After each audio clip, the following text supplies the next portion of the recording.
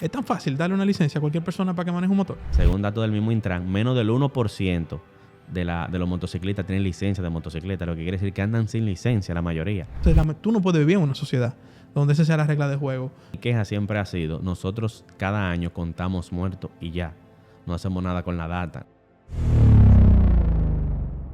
Bienvenidos a un nuevo capítulo de Líderes, los domingos a las 9 de la mañana por Colorvisión, Canal 9. Recuerden que estamos retransmitiendo los sábados cada capítulo por Teleuniverso, Canal 29, también para todo el territorio nacional a las 6 de la tarde.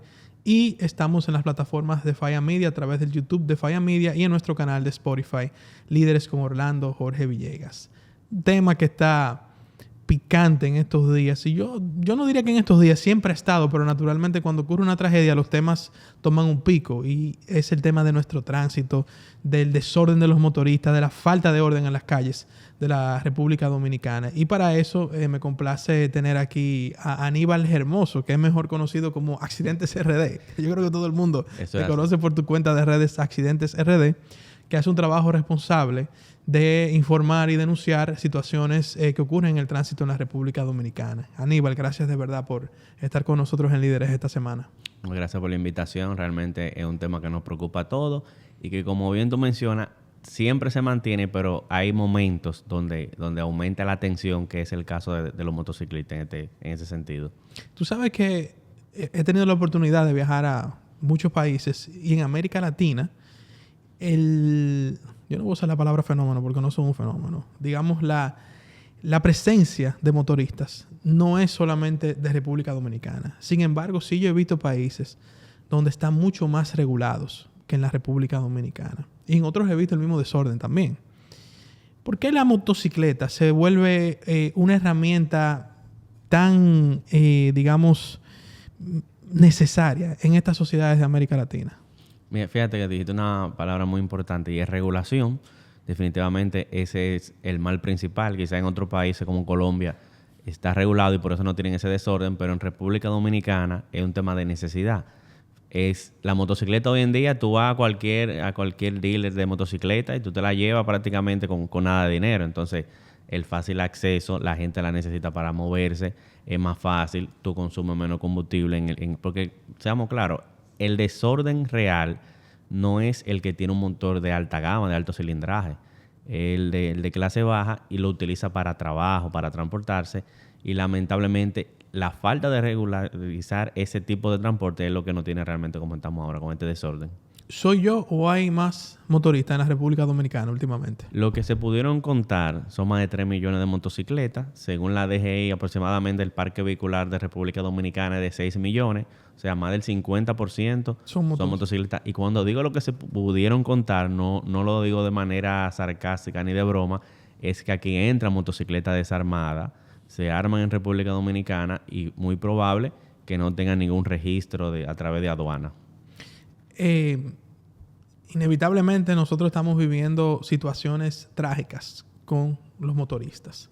Y mira, a mí no me gusta generalizar. Yo siempre aclaro eso. Para mí no todos los políticos son malos, no todos los curas son pederastas. Creo que no todos los motoristas son necesariamente personas que andan haciendo desorden. Pero hay un grupo que le está haciendo daño a ese colectivo. ¿Por qué tú entiendes que, por ejemplo, esa tragedia que pasó el otro día, donde mataron al chofer de un camión de basura en Santiago, ellos operan en grupo, en banda, en carteles? ¿Cuál es la realidad de ese sector en la República Dominicana? Fíjate que es un tema que incluso se sale del tránsito. Ya un tema de la Policía Nacional que de alguna manera se le ha ido la mano con el tema de la motocicleta porque han permitido que ellos sean así. Se hizo muy viral una imagen de un chaleco donde dice un golpe a uno, un golpe a todos. Y ellos literalmente lo toman así. Yo he tenido situaciones con motoristas donde yo he tenido lamentablemente accidente leve, por suerte, con un motociclista, y aparecen de la nada varios y es como que son realmente unidos porque no es que conocen al que está involucrado. Ellos no lo conocen, simplemente por ser un motorista se unen a la causa y se podría decir que se fue dando con el tiempo ese lazo entre ellos y nadie le puso frenos, porque en el primer momento que las autoridades intervengan y ponen un stop, como es el caso de lo que pasó ahora con el chofer del camión de la basura, que si se hace un precedente y los implicados pagan su consecuencia, lo más probable es que ya el motociclista le baje al tema de que se creen superiores. Y como bien tú dices, no son todos, porque a mí mismo me han detenido motociclistas. Me dicen, mira, yo te sigo en Accidente RD y luego que sigo la cuenta, yo trato de cuidarme más y de no cometer excesos. O sea, sí hay una parte de motociclistas que respetan la ley, pero lamentablemente hay otra gran parte que se siente empoderada y que son superiores a la ley. Para tú conseguir una licencia de motociclista, muy complicado, es muy fácil, porque naturalmente, yo no digo que conseguir una licencia de conducir es difícil, pero me da la impresión que muchos perfiles de motoristas no tienen ni siquiera, y no un CC en el cerebro que estoy hablando, pero no un CC de inteligencia emocional para conducir en la República Dominicana. Y tú dirás, no, pero la mayoría de la gente que conduce aquí son así. Sí, pero el motorista tiene un ingrediente particular de violencia, un grupo, ¿verdad? Repito, un grupo de motoristas de violencia, de esa agresividad. Entonces, es tan fácil darle una licencia a cualquier persona para que maneje un motor. Lamentablemente no solo de motor. Lamentablemente es muy fácil obtener una licencia de conducir en República Dominicana. Eso quizá cambie un poco ahora con la nueva licencia, porque la nueva licencia, a pesar de que se está promocionando como más segura, se aprovechó para no solo que sea el plástico más seguro, sino poner algunos candados. Por ejemplo, saliéndome un poco de la motocicleta, antes era un simulador virtual, que tú tomabas el examen práctico. Eso se puso en pausa y ahora un vehículo real, que nosotros siempre habíamos abogado porque sea un vehículo real. En el caso de la motocicleta, no existía un examen práctico para obtener la licencia de motocicleta. De hecho, según datos del mismo Intran, menos del 1% de los motociclistas tienen licencia de motocicleta, lo que quiere decir que andan sin licencia la mayoría. O sea, menos del 1% tiene licencia. Ahora se busca que tengan que pasar un examen práctico donde pasan un circuito con una motocicleta, con diferentes obstáculos para demostrar que tienen la capacidad de conducir. Pero eso es ahora. Te estoy hablando, no hace ni siquiera de 2 meses de eso. O sea, todo este tiempo hemos tenido personas manejando motocicleta sin licencia y sin pasar por un tamiz de si realmente tienen esa capacidad de manejar una moto. O sea, estamos hablando que menos del 1%. Menos del 1% tiene licencia categoría 1, que es para manejar motocicleta. Si hacemos un cálculo de la cantidad de motocicletas que te registra la DGI, tú hablaste de 3.5 millones. Ajá, estamos hablando que menos del 1% de ese 3.5 millones, en teoría, eso es así. no tiene licencia de conducir. No tiene licencia. Y fíjate que no es únicamente un tema de Estado, porque la mayoría de accidentes, de imprudencia, la cometen los delivery de comida rápida, de esas marcas que llevan comida rápida y no le exigen, o sea, como ellos pertenecen a una plataforma sin licencia. O sea, ahí también hay una debilidad, que esas marcas permiten emplearlo a ellos sin necesidad de obligarlo a que presenten alguna licencia. Pues yo no creo que ese menos del 1% sean todos los que trabajan en esas compañías. Si trabajan ahí, es muy probable que muchos de ellos no tengan licencia y la compañía no se le haya exigido. O sea, estamos hablando de que tú me estás diciendo que muchas de las imprudencias que cometen motocicletas y motoristas son afiliados a compañías de delivery. Sí, porque fíjate algo. Mira qué raro, qué sección. La tragedia del conductor del camión de basura fueron motoconchistas. Pero el motoconchista, por lo general, se traslada en ruta corta dentro de una misma área, en un sector. O sea, no es tan propenso a tener accidentes porque está limitado en su área. Sin embargo, el de comida rápida, el que tú llamas desde tu sector y el negocio está bastante lejos, ese toma avenida, autopista en algunas ocasiones y anda a alta velocidad por un tema también de entregar a tiempo. Ese es el que realmente representa más peligro en cuestiones de accidentes, mientras que el motoconchista, como se traslada internamente en el barrio, quizá no representa tanto peligro. Pero ese delivery de comida rápida que pertenece a esas compañías famosas, ese es el que realmente está expuesto y el que frecuentemente tiene accidentes. Tú mencionabas que claro, en el caso, por ejemplo, de esas empresas, cae una responsabilidad sobre la empresa en no, digamos, ordenar los requisitos para que una persona que ande en un motor trabaje para ellos. Ahora, en el caso del Estado Dominicano, ¿por qué no terminamos de ordenar este bendito tránsito aquí en la República Dominicana? Mira, es una pregunta que realmente tiene mucho peso, porque la respuesta realmente es una combinación. Siempre se ha dicho, no de este gobierno, gobiernos anteriores, hay una falta de voluntad política en resolver el problema del tránsito porque tiene un costo político. Nosotros sabemos cómo resolver el problema, y no digo nosotros yo Aníbal, sino el Estado, el ciudadano, es a través de un régimen de consecuencias y está en la ley. Fuiste en rojo, consecuencia de multas, incluso de salario mínimo habla la ley. Pero eso tiene un costo político. Cuando digo costo político me refiero a que estamos hablando de 3.5 millones de motocicletas. Ellos saben que están haciendo lo incorrecto, todo el mundo quiere que se resuelva el problema, pero en el momento que yo te lo aplico a ti, entonces ahí tú quieres una excepción. A mí no, que se resuelva el problema, pero a mí no. Y un político que se atreva a tomar medidas en contra de un sector tan grande, es un político que tiene que saber que va a tener cierta tasa de rechazo. En mi opinión, siento que hay políticos que no se han arriesgado a tomar medidas que realmente van a resolver el problema, pero que le va a tener un costo político. Y al final también va a tener el mismo costo, porque si no hacen nada, también la sociedad ya se está cansando de eso, de ver que no actúan, a los que le toca actuar no actúan, y también se van a cansar por eso. Yo creo que también, o sea, sí, puede ser que el político entienda que someter a la obediencia, al orden, a los motoristas implica una pérdida electoral, pero si tú supieras que yo creo que no, porque yo creo que la mayoría de los dominicanos quieren orden, la mayoría de los dominicanos quieren tranquilidad, quieren paz, y obviamente son mayoría por encima de ese segmento poblacional. Y yo creo que esta tragedia, porque por eso comenzaba diciendo que las tragedias te vuelven un tema, te lo convierten en un pico, yo creo que esto revela una situación que ya no se puede.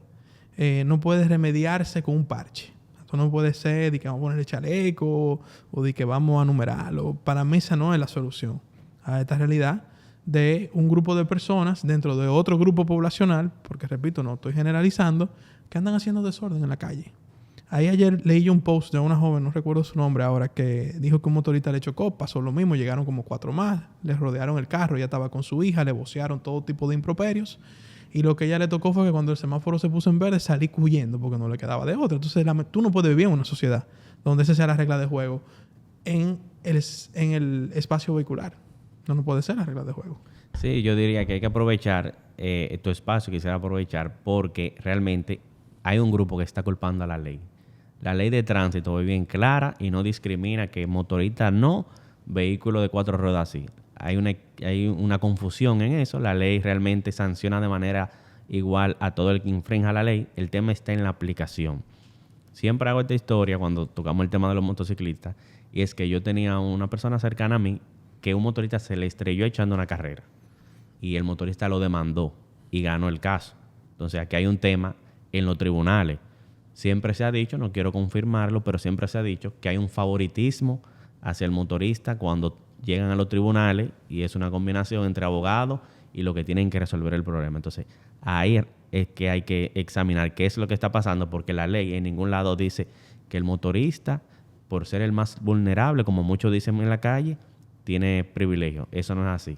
Lo que sí hay es un privilegio luego que se llega al debate ahí en la corte, donde termina siendo beneficiado el motociclista, y algo que realmente hay que investigar y romper en caso de que sea así. Aníbal, yo he notado que los carros públicos han disminuido ya, aquí en la ciudad por lo menos. ¿Eso es estadísticamente es así ya? Bueno, estadísticamente hay una disminución en comparación al crecimiento. O sea, cada año había un pico de que cada año se exportaban más vehículos. Entonces, este último año hubo una reducción en comparación a años anteriores, pero no en crecimiento. O sea, cada año siguen entrando más vehículos, aunque quizá con años anteriores este último año fue inferior. Es la solución, en otros países es la solución, el amor al ser vehículo individual, desaparecerlo. Culturalmente el dominicano ama el vehículo, entiende que es un progreso. Cuando tú compras un carro te felicitan como si tú tuvieras un hijo. Felicidades por comprarte tu carro. Otros países es totalmente lo contrario. Hay un amor al vehículo compartido, al transporte público eficiente, y el vehículo individual no es que va a desaparecer ni que uno quiere que desaparezca, es que no se use en el día a día, de la casa al trabajo, del trabajo a la casa, no. Ahí utilizamos el transporte público colectivo, compartimos el vehículo, y el vehículo individual fines de semana. Es lo que ha progresado en otros países. Quizás estamos muy lejos de esa realidad, porque incluso yo que promuevo esto, cuando yo me gradué de ingeniero civil, el consejo que me dieron es: con tu primera obra no te compres un carro. Y efectivamente fue lo primero que hice. Comprarme un carro. Que culturalmente es una realidad. Pero yo me refiero al carro público, aquel carrito de transporte público que era una chatarra prácticamente. Sí. Ha disminuido la presencia. Sí, realmente ha disminuido el concho chatarra. Exacto. Porque con la entrada del famoso N20, que se ha utilizado por tema de que es económico. Ya el que te compraba un carrito de tartalado tiene acceso a un carro realmente con condiciones que es favorable realmente, porque las condiciones de seguridad en comparación, no es que la mejor, pero en comparación con ese carro de concho de antes, es mucho mejor. Es más barato, esos carros que vienen de Corea se consiguen a un precio asequible. Se están sustituyendo corredores. Por ejemplo, ahora mismo tenemos 3 corredores, me parece que funcionan, que el de la Nuña, el de la Charle y creo que el de la Nuña de Cáceres. El de la Independencia. Bueno, serían 4. Entonces, cuando entran esos corredores, sale el vehículo público. Entonces, también hay un tema de que ha disminuido por lo que tú dices, por la sustitución de vehículos ya más económicos que vienen de Corea, que tienen acceso a ese, el público en general tiene acceso a ese vehículo, y por la implementación de un transporte público colectivo en cuanto a autobuses en algunos corredores. En el caso de los accidentes, ¿cómo están las estadísticas actualmente de la República Dominicana? ¿Siempre estamos en primer lugar o en los primeros lugares en la región de América Latina y el Caribe? ¿Hemos disminuido, hemos mejorado? ¿Qué está pasando ahora mismo? Nosotros seguimos en los primeros lugares en muerte por accidente de tránsito. El Intran recientemente habló de una reducción de un 33%. Yo quisiera creerme ese número, pero cuando dieron el dato era imposible sacarlo. Mira lo que sucede. Primero, si tú entras a los datos oficiales de la OMS y de la OPS, ellos te dan 2 años atrás. Ellos no te van a dar la data del 2026. En el 2025 toca decir la del 2023. Y cuando tú entras a su base de datos te vas a dar cuenta que ellos te dan 2 años hacia atrás porque tienen que hacer un cruce. La data es muy difícil para estar dándola de manera tan rápida. Intran dio la data del año pasado. En el 17 de enero dijeron que se redujo en un 33%. Pero el que tuvo un accidente el 31 de diciembre, hay que esperar 30 días si está hospitalizado, porque si muere antes de 30 días, se considera que murió a causa del accidente. Si fallece luego de los 30 días, se considera que falleció ya sea por un infarto o por otra complicación médica. Entonces, si el 17 de enero tú me das la data, tú estás dejando la normativa de esperar los 30 días próximo al accidente. Y te digo esto porque el 31 de diciembre, el 30, el día primero, ocurren muchísimos accidentes. Entonces, esa data que Intran ha arrojado, deberían revisarlo un poquito mejor porque se adelantaron realmente. No dudamos, ojalá sea así, que haya una reducción, pero que reduzca un 33%, eso era para celebrarlo y que nos den un premio realmente si así lo fuera. ¿Los accidentes de tránsito se están dando más en zonas urbanas o en las carreteras actualmente? Siempre se están dando más en carretera, pero es una pregunta muy interesante que tú haces porque en Semana Santa ocurrió lo contrario. En Semana Santa yo soy muy de analizar la data. Mi Semana Santa es analizar la data de los accidentes. Y los últimos 2 años, este y el año pasado, aumentaron en zona urbana y disminuyeron en carretera. Entonces, mi queja siempre ha sido, nosotros cada año contamos muertos y ya. No hacemos nada con la data. La autoridad, de que no es culpa del COE, el COE simplemente lleva el operativo, pero no es el responsable de analizar esa data, sino el Intran. ¿Cómo es que hemos disminuido los accidentes en carretera? ¿Por qué? Sabemos. ¿Sabe el Estado por qué disminuyó los accidentes en carretera? Lo único diferente que yo he visto que se ha hecho en carretera es cerrar cruces ilegales a través de redes viales y obra pública, iluminar las carreteras. Es la diferencia. O sea, quizá esa sea la solución. Quizá eso tenga que ver con una reducción, pero simplemente estamos contando los muertos y no nos estamos deteniendo a analizar qué es lo que realmente está pasando. ¿Cómo tú evalúas la gestión actual de RD Vial, que ha iluminado varias carreteras? Creo que está haciendo un trabajo interesante poniendo los ojos de gato en muchas intersecciones que eran muy peligrosas. Veo una gestión dinámica. ¿Cuál es tu opinión? Sí, realmente RD Vial es de las instituciones que se han notado que están haciendo un intento por mejorar la seguridad vial y ha funcionado porque podríamos enumerar eso que tú mencionas, la iluminación de las carreteras en punto crítico, que es algo inteligente. Señores, las carreteras no se iluminan, las autopistas no se iluminan completamente, eso es insostenible. Lo que se ilumina es las entradas, los puntos críticos, y es precisamente lo que está haciendo RD Vial, iluminando los puntos críticos, señalizando, colocando barandas de seguridad. De hecho, situaciones que nosotros hemos reportado en redes sociales de accidentes en punto crítico específico, ellos han ido, han evaluado y han corregido, ya sea lo que nosotros entendemos que se debe hacer o adicional a su propio criterio. Entonces, eso es algo que nosotros tenemos que reconocer. No nos ha funcionado con otras instituciones que realmente han tomado medidas que nosotros la consideramos desatinada o desfavorable, pero aún así le dan para allá. Como por ejemplo. Bueno, el giro a la izquierda del Intran en algunos puntos específicos lo criticamos incluso antes, porque se había anunciado cuáles eran esos giros. Y habían que sí, y lo reconocíamos. Si tal sitio va a funcionar, hay acordes. Pero Núñez, por ejemplo, Núñez con Kennedy, desde el inicio sabíamos que eso no iba a funcionar. Y hablamos del tema. La Churchill con 27 también. En la Kennedy con Núñez se le dio para atrás, no funcionó. En la 27 con Churchill por lo menos no se atrevieron, pero hicimos un recorrido, hicimos un análisis de lo que iba a pasar y como que lo han frenado. Todavía sigue estando en plan, pero no. Yo tengo el orgullo de haber participado porque yo fui parte de la gestión del Intran en el 2022-2024 como director de seguridad vial en educación vial desde la escuela. Ese proyecto se dejó listo, es de la crítica que yo siempre he hecho, que un proyecto que se dejó listo no se entiende como desde el 2024 no ha arrancado. Se anuncia cada año, es algo que va a solucionar el problema a largo plazo. Realmente la educación vial en la escuela es más para los pequeñitos, para que cuando vayan a conducir no lo hagan de la manera irresponsable que lo hacen muchos conductores actual. O sea, estamos hablando de 15, 20 años en adelante. Entonces, esas son algunas de las cosas que nosotros hemos visto que hay que prestarle atención y que no se le presta atención, y otras que sí realmente como RD Vial han dado pie con bola, como dice. Tú mencionaste otra intervención aquí de que lo ideal para una ciudad es que el ciudadano pueda usar el transporte colectivo y el vehículo solamente cuando realmente sea necesario, quizás no en su día a día. Este gobierno ha implementado varios modelos de transporte colectivo. Hablábamos de los corredores, está la línea nueva del metro, hay teleféricos, se está haciendo un monorriel.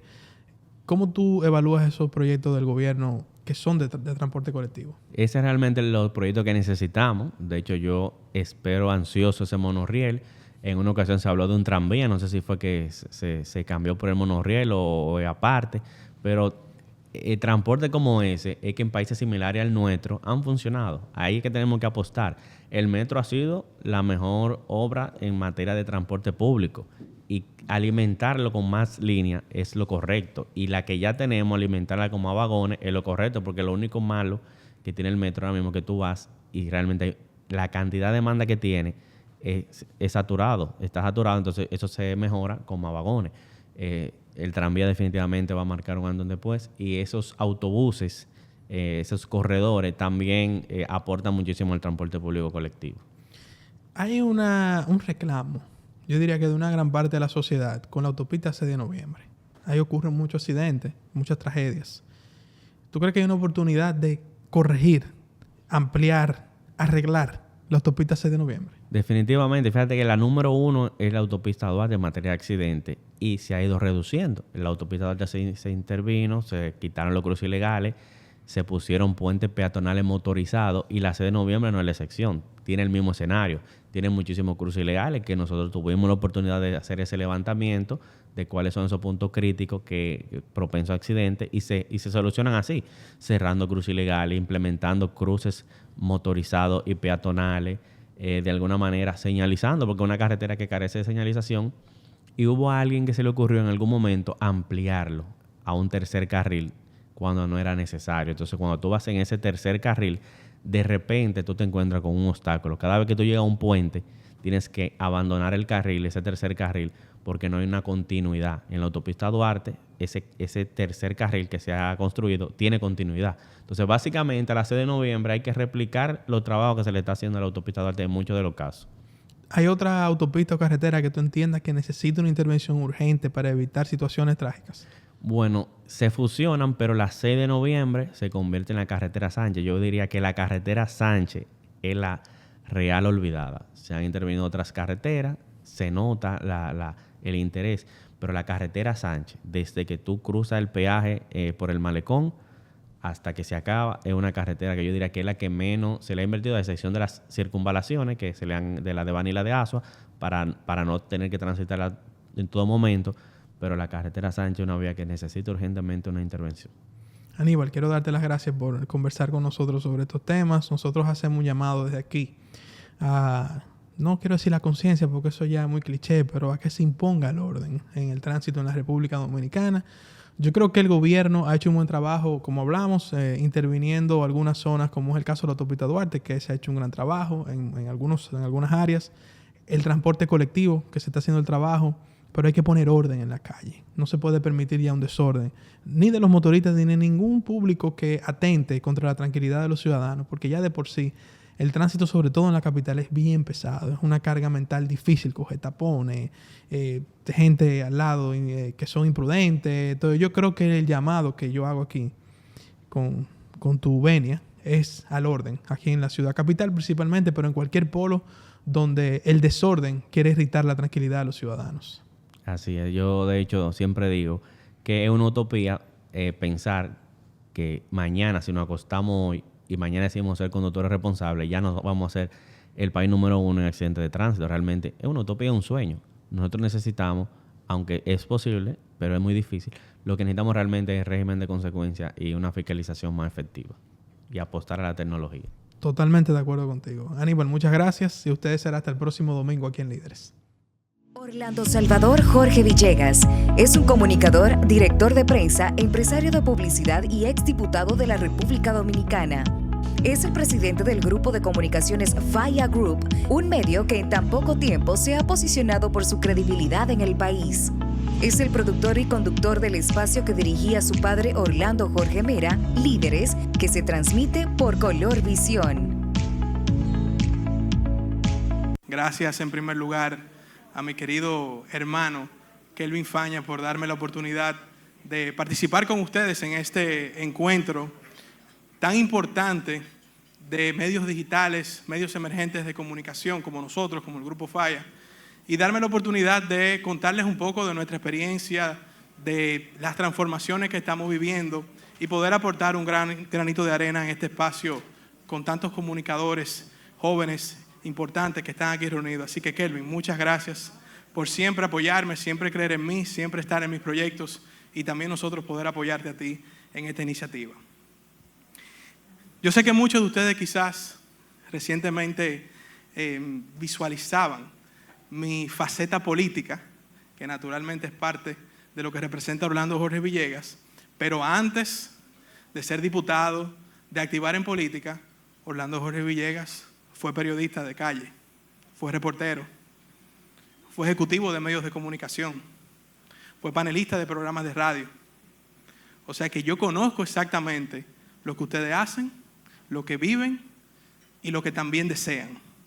Porque cuando yo me inicié en Telesistema Canal 11, en el año 2010, con Roberto Cavada, que fue mi primer mentor, como yo le digo, yo viví en aquel momento el fenómeno que hoy vivimos con esos celulares, pero con un micrófono.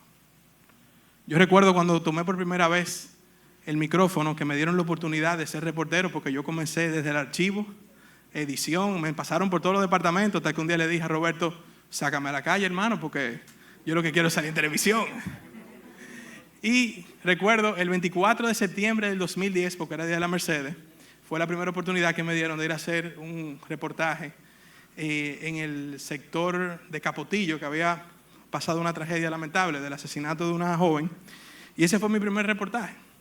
Y yo recuerdo el poder de cuando llegamos ahí, que significaba un micrófono con un cubo de un medio en ese momento, que sigue siendo importante, pero recordemos que en esa época probablemente habían 5 medios de televisión importantes, 5 periódicos, después no había más nada.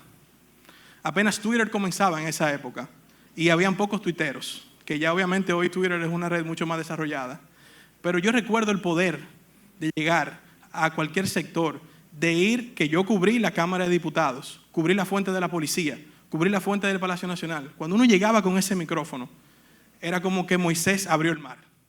Hoy en día, la realidad no es diferente. Lo que pasa es que se ha democratizado. Y ese es el reto que tenemos los que hacemos un esfuerzo con los medios de comunicación, los que son periodistas, los que son comunicadores, porque hoy a mí me gusta distinguir quién es periodista, quién es comunicador. Ustedes que son periodistas, que yo sé que se afajaron, muchos de ustedes estudiaron la carrera de comunicación, como fue mi caso. Yo estudié comunicación social, mención audiovisual, pero en un momento me enfoqué bastante en el periodismo. y los creadores de contenido. Hoy tenemos esa realidad de frente. Yo conozco muchos creadores de contenido que te hacen un reel y creen que son periodistas. Y no es lo mismo, ustedes lo saben. Pero son las realidades con las que vivimos en el día de hoy. Yo creo que lo que nosotros enfrentamos hoy, los medios de comunicación, pero también los perfiles públicos, la clase política, la clase empresarial, es la lucha por el contenido. ¿Quién va a ganar en la lucha por el contenido? Si ustedes se fijan, en el terreno político, ¿dónde está la lucha hoy día? ¿Es en la calle que está? No es en la calle que está, es en los medios. Englobemos medios digitales, redes sociales, creadores. La lucha está hoy en los medios de comunicación. Yo que tengo muchísimas relaciones aquí en la República Dominicana, cuando a veces algunos amigos vienen que tienen, por ejemplo, una situación judicial o alguna situación que va a surgir en los medios de comunicación, yo le digo, prepárate, que el juicio de la opinión pública ahí es que está. Tú puedes ganar en buen derecho, tú pueden fallar a favor, pero si en el juicio de la opinión pública tú no alineaste tu asunto, te vas a joder. Porque todo se está dirimiendo hoy en los medios de comunicación. Y esa es una tendencia que estamos viviendo principalmente desde el año 2016, cuando muchas plataformas comienzan a democratizarse. Por ejemplo, si ustedes ven Twitter pasó de ser una red social a un medio de comunicación, que hoy en día lo adquirió uno de los empresarios más importantes del mundo, que es Elon Musk, y lo ha convertido en su medio de comunicación. Entonces ya se volvió de una plataforma de micromensajes a un medio de comunicación. Y así, desde Donald Trump, que se volvió un político y presidente atípico, que comunicaba por Twitter, que creó su propia red social, ya todo se está dirimiendo en el terreno de los medios de comunicación y estamos viviendo hoy la lucha por el contenido. En esa guerra es que nos encontramos. Medios de comunicación, creadores, los actores principales de las sociedades. Y esa es una lucha que es buena, pero puede ser mala. Porque ante la democratización de la información, de las redes, ahora que yo sé que ustedes han hablado aquí de inteligencia artificial, que es algo que tenemos que hablar de eso, y la sociedad dominicana también debe prepararse para un auge de la inteligencia artificial, el gran reto que eso nos representa, y lo estamos viviendo, son tres cosas: la desinformación, el chantaje y la extorsión. Esas tres, perdónenme, malditas cosas van a dañar la lucha por el contenido si no se frenan a tiempo. Y nosotros como medios de comunicaciones tenemos que ser responsables en lo que decimos, en si tenemos fuentes, pruebas, porque el peor daño que se puede hacer a una sociedad es desinformar. Nosotros hemos visto lo que ha pasado en otros países, donde se ha permitido ese libertinaje mediático y cómo terminan las sociedades. Terminan en manos de personas que evidentemente no tienen ni 12 cc en la cabeza para dirigir un país. Y yo no estoy hablando de Estados Unidos, porque yo soy trompista, para que quede claro. No estoy hablando de allá, estoy hablando de otros experimentos en la región de América Latina. Pero nosotros en República Dominicana, que como dije al inicio, veníamos de 5 canales de televisión y 5 periódicos, a 5 canales de televisión, 5 periódicos, 10 plataformas digitales, 10 medios emergentes y 200 creadores de contenido, tenemos que los que tenemos medios de comunicación, preservar ese valor, de evitar la desinformación, de no caer en el chantaje y de no caer en la extorsión. Si ustedes se dan cuenta, en la República Dominicana, parece que el ecosistema digital está un poco desorganizado. Hay algunos Pokémones que se venden como una cosa y no lo son. Hay gente que anda aquí acusando alegremente. Eso hay que tener cuidado con eso. Eso hay que tener cuidado con eso. Porque cuando se viola esa línea de la difamación, la injuria y violar el honor, se cae en un terreno peligroso. Y eso es lo que nosotros enfrentamos hoy día. Por eso, cuando yo veo, por ejemplo, este tipo de esfuerzo, donde Kelvin le inyecta contenido a la clase periodística dominicana, eso es lo que nos hace falta a nosotros también en esta sociedad. Porque con todo el respeto que le tengo a un celular y a un internet, no todo el mundo está preparado para informar ni para comunicar. Y yo siempre, cuando yo estaba en la universidad, que yo era un jodón en la universidad, los profesores no querían saber de mí, porque ellos eran como muy del sistema, yo siempre estaba arrevesado en la clase. Aquí Carlos, que es el director general del Grupo Falla, y estudiamos juntos, no me deja mentir. Yo le decía a los profesores, pero ven acá, si para estudiar Derecho hay que tener un carnet del Colegio de Abogados. ¿Por qué para ejercer comunicación no se puede tener un carnet que para tú tener un canal de televisión? No, que la libertad de expresión. No me hablen de libertad de expresión a mí. No me hablen de libertad de expresión a mí. Porque si no vamos a eso, entonces que hable todo el mundo. Gente sin información, gente sin datos, gente sin entender incluso cómo funciona un canal de televisión, cómo funciona una cámara. Yo recuerdo que yo peleaba con eso en la universidad. Porque si yo por eso entonces me estudio la Constitución y me estudio las leyes, ¿puedo coger por un tribunal y tomar estrado? No, claro que no. No, claro que no.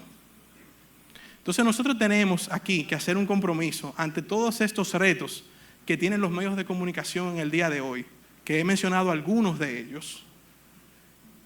Tenemos que nosotros como medios, como comunicadores, hacer un acuerdo en blindar a la clase periodística y comunicación dominicana que hace un trabajo serio, que hace un trabajo honrado y que está aportándole a la República Dominicana realmente en este circuito loco que nos encontramos, información válida, denuncias importantes y que está haciendo un trabajo realmente que está aportando a la sociedad. Ahora mismo, aparte o fuera de los retos que yo he mencionado, también no podemos negar que la democratización ha sido importante.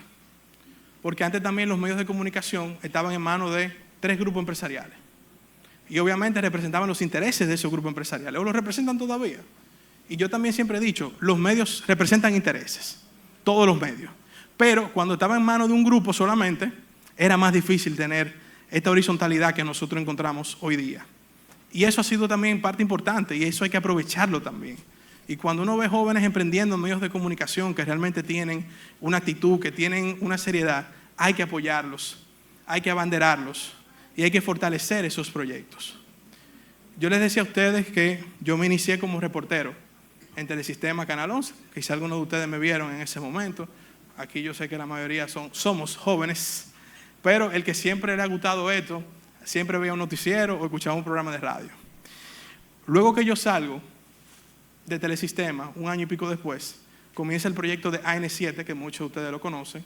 Nosotros aquí, yo, Carlos, un equipo, algunos están aquí presentes, nos encargamos de asumir ese proyecto, lo montamos y hoy día sigue liderando el rating, por lo menos en la mañana, que es donde yo recuerdo que era el programa más importante, sigue liderando. Nosotros hoy, ¿qué estamos haciendo en Falla Group? Como ustedes pueden ver, están aquí los diferentes medios de comunicación que conforman este grupo. Falla Sports, que es el más reciente, que es un medio deportivo, que nació a raíz de las transmisiones que estamos haciendo de los juegos de la selección dominicana en las preliminares para el Mundial de Baloncesto, que son el año que viene en Qatar. Hasta ahora el equipo está avanzando, Dios mediante. El Shot, que aunque no lo crean, es el primer medio del Grupo Falla, porque es un medio que nació en el año 2020, en enero, febrero del 2020. Fue una idea de mi esposa, siempre le doy su crédito, obviamente. Y es un medio digital para gente más joven, quizás gente que no le costaba leer un periódico, le costaba un análisis más duro, y se basó principalmente en esa generación de jóvenes apática a las noticias, a los temas políticos y sociales, y hoy día es uno de los medios emergentes con más proyección en los jóvenes dominicanos. Aquí su editora está allá al fondo, esa joven que ustedes ven tomando café, Dominique, es quien maneja el Shot, así que cuando ya ustedes saben, cuando quieran algo, pueden hablar con Dominique. Falla Media, que fue un medio, es una idea que nos surge cuando nosotros estamos viendo esta transición de que ya la televisión, que sigue siendo importante, pero la gente está migrando a lo digital. Que los periódicos siguen siendo importantes, pero están migrando a lo digital.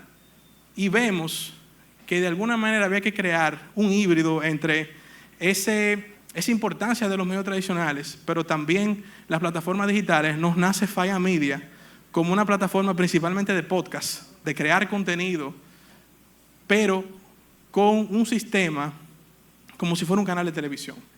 Porque nosotros creamos una programación digital en nuestro canal de YouTube con diferentes actores de todos los partidos, de todas las ideologías y de diferentes intereses, desde tecnología, deportes, temas sociales, temas políticos. Aquí está Noelia Jacín, que nos acompaña, que es uno de los talentos estrella de nuestra plataforma.